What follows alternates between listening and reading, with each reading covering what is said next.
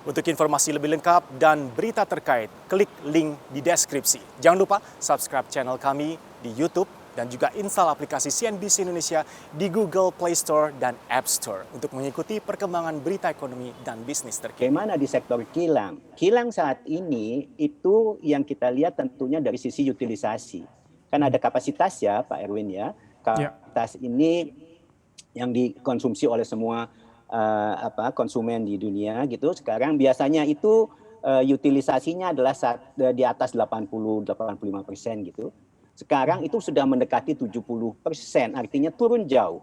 Kalau demikian artinya kan ada pressure terhadap margin gitu ya. Pertama BBM-nya sendiri banyak jadi masuk di storage. Yang kedua permintaan relatif rendah sehingga yang diolah di kilang Pertamina sama juga, jadi mungkin sekitar 50-60% saja utilisasinya. Nah dengan demikian kan otomatis margin itu menjadi sangat tertekan. Nah pertanyaannya adalah apakah hal ini akan berlanjut ke depan? Nah kita juga tahu bahwa mobil listrik itu semakin akselerasi begitu. Sampai kapan nih sebelum BBM itu nanti menjadi di puncak, jadi tidak lagi tumbuh tapi terus turun gitu ya konsumsinya. Nah kalau sudah seperti itu, konteks-konteks ini yang harus diperhatikan oleh banyak pihak, termasuk yang akan melakukan investasi, baik sifatnya penugasan misalnya kepada BUMN atau swasta yang memang murni berdasarkan dari potensi pengembalian modal atau IRR. Itu Pak Erwin. Baik, dari gambaran kondisi tingkat utilisasi kilang-kilang dimiliki oleh Indonesia yang Anda sampaikan tadi Pak Widiawan, tentu saja ini para investor juga sudah well informed mengenai hal ini. Apakah ini juga sudah terrefleksi membuat minat para investor, khususnya global investor mungkin juga linear ini Pak, semakin menurun pada kilang minyak di Indonesia. Anda memandangnya seperti apa Pak? Attitude atau preferensi dari para global investor ini mengingat tingkat utilisasi dan kondisinya di Indonesia?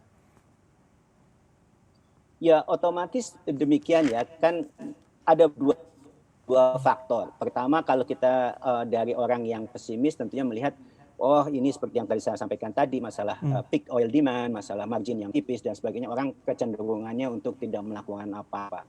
Tetapi ada juga kan entrepreneur yang melihat ini sebagai suatu counter cyclical.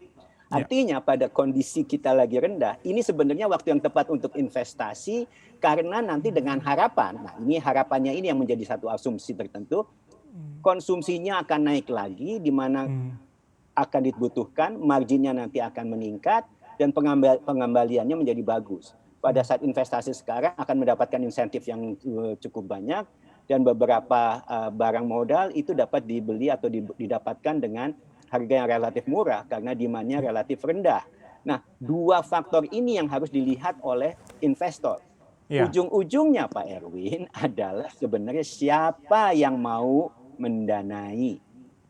Kalau mereka menganggap ini sesuatu yang baik, kan ujung-ujungnya adalah siapa nih yang mau mendanai? Apakah sendiri? Kan nggak punya uang dong. Siapapun, jangankan Pertamina, apalagi swasta gitu ya. Perusahaan-perusahaan besar yang sekarang yang itu aja lagi kurang menguntungkan begitu ya, karena pendapatan dari sektor hulunya lagi terpukul. Nah, siapa yang mau mendanai? Kalau nggak ada yang mendanai sampai kapan barang itu bisa jadi?